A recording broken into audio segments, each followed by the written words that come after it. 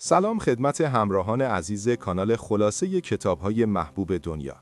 کتاب قورباغه‌ات را قورت بده نوشته برایان تریسی یکی از بهترین راهنماهای عملی برای غلبه بر تنبلی، مدیریت زمان و افزایش بهره‌وری است.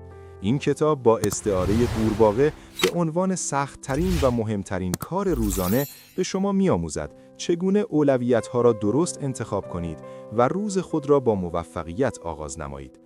تریسی تأکید دارد که موفقیت از تصمیم‌گیری‌های روزانه، انضباط و اراده سرچشمه می‌گیرد و با تمرکز بر کارهای با ارزش می‌توان زندگی را دگرگون کرد. مفهوم مرکزی کتاب، ایده اصلی کتاب از ضرب‌المثل مارک توین الهام گرفته شده است. هر صبح اول یک قورباغه زنده قورت بده تا مطمئن شوی بدترین اتفاق روز را پشت سر گذاشته‌ای. قورباغه در این کتاب نماد آن وظیفه ناخوشایند و حیاتی است که همیشه از انجام آن فرار می‌کنید، اما بیشترین تأثیر را در زندگی و اهدافتان دارد. تریسی توضیح می‌دهد که اگر این قورباغه را اول صبح قورت دهید، نه تنها انرژیتان افزایش می‌یابد، بلکه اعتماد به نفستان هم بالا می‌رود و بقیه کارهای روز مانند آب خوردن آسان می‌شوند. او باور دارد تعلل بزرگترین دزد زمان است و افراد موفق کسانی هستند که عادت کردند کارهای مهم را در اولویت قرار دهند. بدون برنامه‌ریزی روزها به هدر می‌روند و اهداف بلند مدت دستیافتنی نمی‌مانند. تریسی می‌گوید زندگی ما را عادت‌هایمان می‌سازند، نه آرزوهایمان. بنابراین تغییر عادت‌ها کلید تحول است. این مفهوم ساده اما قدرتمند پایه تمام اصول کتاب را تشکیل می‌دهد و خواننده را ترغیب می‌کند از امروز شروع کند. اصل اول، شفافیت اهداف. اولین گام برای قورت دادن قورباغه داشتن اهداف شفاف و مکتوب است. تریسی توصیه می‌کند اهدافتان را واضح، مشخص و قابل اندازه‌گیری بنویسید. مثلا به جای گفتن می‌خواهم ثروتمند شوم، بنویسید تا پایان سال درآمد ماهیانه ام را به 10 میلیون تومان برسانم. این کار ذهن را متمرکز می‌کند و انگیزه درونی ایجاد می‌نماید. وقتی اهداف نوشته شوند، مانند نقشه راه عمل می‌کنند و هر روز به یادتان می‌آورند چرا باید قورباغه‌تان را قورت بدهید. بدون این شفافیت، کارهای روزانه پراکنده می‌شوند و پیشرفتی حاصل نمی‌گردد. تریسی مثال می‌زند که افراد موفق روزانه چندین بار اهدافشان را مرور می‌کنند تا انرژیشان دوچندان شود. این اصل پایه‌ای است و بدون آن سایر اصول بی اثر خواهند بود. اصل دوم، برنامه‌ریزی روزانه. برنامه‌ریزی راز صرفه‌جویی زمان است. تریسی میگوید هر دقیقه‌ای که صرف برنامه‌ریزی می‌کنید، 10 دقیقه زمان صرفه‌جویی به همراه دارد. هر شب 10 تا 15 دقیقه وقت بگذارید و فهرست کارهای فردا را بنویسید.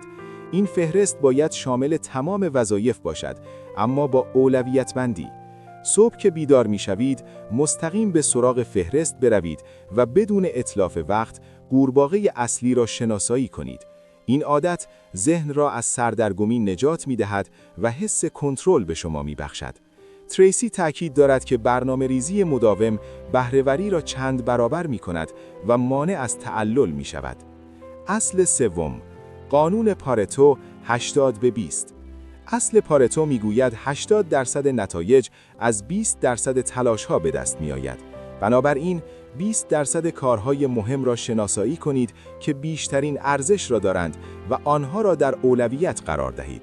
مثلا در کار فروش، تماس با مشتریان کلیدی 20% تلاش است که 80% فروش را می‌آورد. تریسی توصیه می‌کند همیشه بپرسید این کار چقدر به اهدافم کمک می‌کند. این اصل کمک می‌کند از کارهای کم اهمیت دوری کنید و انرژیتان را هدر ندهید. با تمرکز بر کارهای با ارزش می‌توانید در زمان کمتر نتایج بزرگتری بگیرید. اصل چهارم، روش اولویت بندی الف، ب، جیم، دال و ه. وظایف را به 5 دسته تقسیم کنید. الف، حیاتی، باید امروز انجام شود. ب، مهم اما نه فوری. جیم، مفید اما غیر ضروری.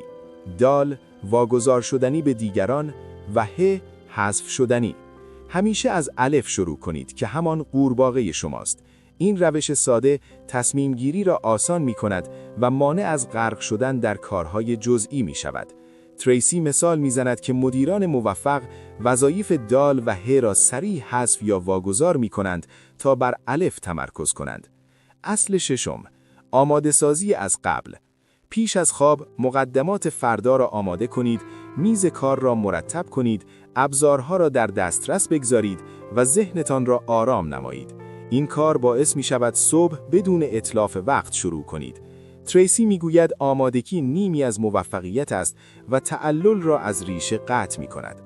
اصل 7 تا 21، رفع نقاط ضعف، قطع موانع، قانون گام اول، خودانگیزشی، اجتناب از خستگی، خوشبینی، تنبلی مفید، قورباغه‌ات را قورت دادن، اقدام فوری، بهره برداری از تعلنها، تقسیم وظایف، تصمیم گیری خلاقانه، حد اکثر کارایی و فشار مثبت همگی بر یک اصل تاکید دارند: اقدام آگاهانه و مداوم بر کارهای مهم.